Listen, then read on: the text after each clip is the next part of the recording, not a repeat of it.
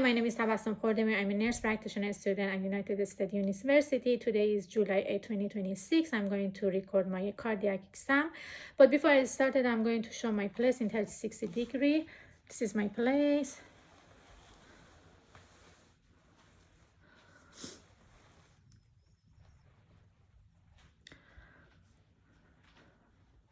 This is the ceiling, and this is the floor.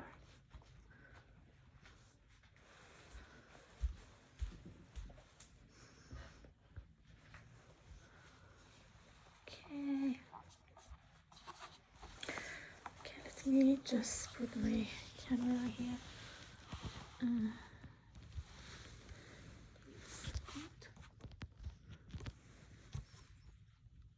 Okay. Knock knock. Hi. My name is Tabassum Khordemi. I'm a nurse practitioner student. Today is July 8, 2026. I'm going to do the cardiac exam on you, but before I start, I would like to have a permission from you if it's okay. I record this examination and upload it to unlisted YouTube for the purpose of education, and that my professor can grade me. Is it okay for you? Do I have permission? Can I have your initial name and your birthday?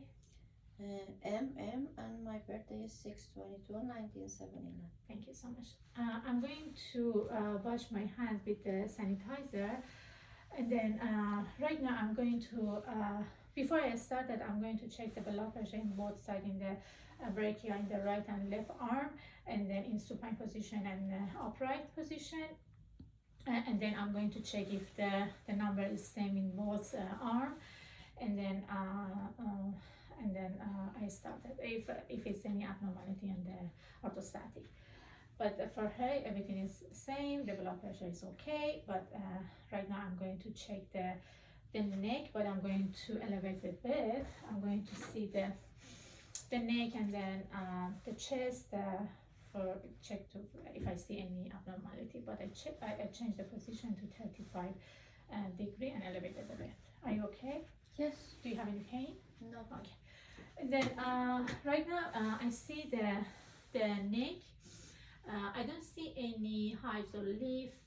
I see the symmetric the neck, and then the trachea is in the midline. I don't see any cyanosis. I don't see any like lifts or any abnormality. To me, everything is good. And then I'm going to inspect the jugular venous pressure. For this exam, I'm going to ask the patient to turn the head to the left side. Can you turn your head to the left side? Okay, I see the jugular venous pressure pulsation. And then I'm going to measure the jugular venous pressure. For this exam, I have to have the ruler, that I have it here. I'm going to place my ruler in on the external angle, and then here, that is here, and I have my card, and I'm going to find the point highest of the oscillation for the jugular venous. That would be here, and I see. And then the measure, I see it here, is around 2 centimeters. That is normal. The measure of the jugular venous pressure should be between 1 to 3. It shouldn't be highest more than 3 centimeters. That for her it's 2 and it's normal. And then right now I'm going to palpate the carotid. For palpation for the carotid, I do we have both sides, but I'm gonna do the one side, because I don't want to decrease or stop blood flowing to the brain. I'm going to palpate it. Can you turn to the left? Thank you. I'm going to palpate it. I see the 2 pulse. I don't see any trails, and then I see the rhythm is normal, is 70 degree. I check the left side, and I'm going to check the right side. Can you turn? I'm going to palpate the carotid in the right side. It's 2 pulse. no trails, and I see the rhythm is normal, it's 70. And then and I'm going to escalate it, the carotid. For the escalator, I'm going to use the bell and then diaphragm. I'm going to check if I don't see any bruise or anything abnormal. I'm going to check it one side first. Can you turn to the left, side to the right? With the bell, I'm going to check it. Everything is normal, no bruise, no death. And I'm gonna check with the diaphragm. Everything is normal, no bruise, okay? Can I check in the right side? Turn to the left side, check with the bell, the carotid. Everything is normal, no bruise, no death. Check it with diaphragm. Everything is normal, okay? Next, I'm going to inspect the chest. I'm going to see if I see any pectus excavatum or pectus carinatum. For her, I don't see anything. Everything is normal, and then the sternal is in the midline. I don't see any bruising, anything. And then next, I'm going to see the apical impulse. For the apical impulse, I see here in the apical impulse is a mid-clavicular in the fifth intercostal. I'm gonna palpate it.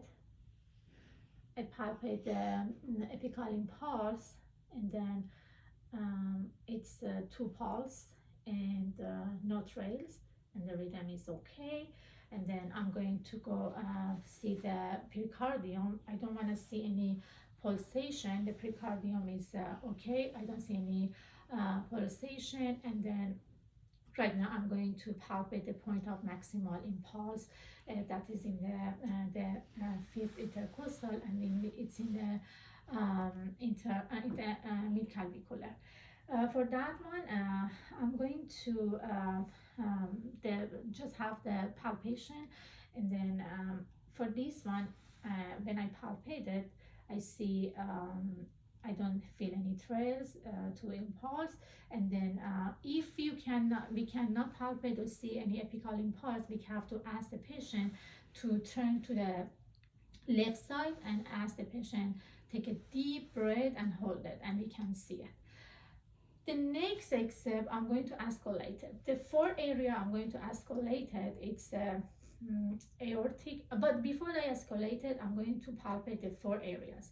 The one is aortic, it's in the second intercostal in the right side. I'm going to palpate it. I see the 2 pulse, the rhythm is okay, 70, and I don't feel any trails. I'm going to go forward and check the second intercostal that was in pulmonic. To me, everything is okay. But for this one, I'm going to check the psychologic splitting, the S2 in the pulmonic. That one, the S2, if you hear the S2 is okay, because that one is happen when the patient inspiration, the venous increase it and return to the right side, and it caused the delay closure in the pulmonic valves related to the aortic. That is normal when you check or palpate but this one, it should be the escalation. But right now I'm going to palpate it. The pulmonic is okay. I'm gonna go to the third intercostal. The herbs to me is okay. It's 2 pulses, no trails, and then the rhythm is okay, 70. I'm going to the fourth. It's tricuspid, and then it's okay, 2 pulse, and then I don't see any trails, and then rhythm is 70, so it's normal. And I already checked the apical impulse, and then the point of the maximal already I check it, but everything is normal. Okay, the palpation is done. I'm going to move forward to osculation. Before I do the osculation, I'm gonna palpate the aortic, the abdominal aortic. I check it if I see any bruit, but I'm gonna flat the bed for this exam. Okay, the aortic, the abdominal aortic is the 30 centimeter is it is in this supreme of the umbilicus. That is in the middle of the chest here. I'm going to deep palpate. I see two pulse, no trails, and then the rhythm is okay. It's normal, it's 70. Okay, I'm gonna go but I'm going to do escalation because the patient is in flat. I'm going to escalate the abdominal aortic with the bell and diaphragm. With the bell, I don't hear any bruise. Everything is normal. I will check it with diaphragm. Everything is normal, no bruise in the abdominal aortic. And then I'm going to escalate the four parts area of the heart. For this exam, I'm going to check the aortic. It's in the second intercostal in the right side. When I escalate, I'm looking for any any sound. The sound is S1 and S2 is okay. I don't want to hear any murmurs or S3 or S4 that is abnormal. And I'm checking with the bell and then diaphragm. The aorta is in the right side, in the second intercostal. I hear S1, S2, no murmurs, no abnormalities. I'm gonna go forward to check the pulmonic in the second intercostal in the left side. I checked with the diaphragm aorta, and then I'm gonna go move forward to check the pulmonic with the bell. And with the diaphragm, everything is normal. I see the S1, S2, no murmurs, no abnormality, no S3 or S4. For pulmonic, when you escalate the pulmonic, sometimes you just hear the sound S2. That is the name is physiologic splitting. That means when the patient breathing inspiration, it causes the increase the venous to return to the right side and then cause the delay closure to the pulmonic valve relative to the aortic valve. That sometimes when you check the pulmonic in the second intercostal, you hear the S2. But for this patient, I don't hear it, but it's normal. This is the delay between two valves. Okay, I'm gonna go move forward. I'm gonna check the herbs in the third intercostal with the diaphragm and the bell. I see the S1, S2, no murmurs, no S3, S4. I'm gonna go to the intercostal 4, and then I'm going to check tricuspid with the bell and diaphragm. S1, S2, no S3, no S4, no murmurs. I'm gonna check the mitral. It's in the mid clavicular and then in the fifth intercostal. Everything is normal. S1, S2, and then I check it with both sides, diaphragm and bell. I don't hear any sound of murmur or S3 or S4. My auscultation is done. Right now I'm going to inspect the extremitory for the lower and the upper. I see the skin is intact. I see the skin is warm, and then I don't see any edema. I don't see any varicose vein. I don't see any arteriovenous shunt in both hands. Everything is okay. I see the finger are okay. I just do the refill for the finger. I see the capillary refill is normal, it's blanch up, and the blood, when I hold it, the blood comes back to the pink in less than 3 seconds. I check all the finger for the hand, for the capillary refill. Everything is normal, everything is blanch, and then the blood comes back to the pink when I hold it for less than 3 seconds. I check it the right side also. Yeah, everything is okay. No edema, no sinuses. And then I'm going to move forward, check the legs. I don't see any abnormalities. I don't see any edema. The finger of the capillary refill of the feet, it's normal. It's blanch, and then when I hold it, it comes back to the pink less than 3 seconds, both sides. And then I'm going to ask for the femoral.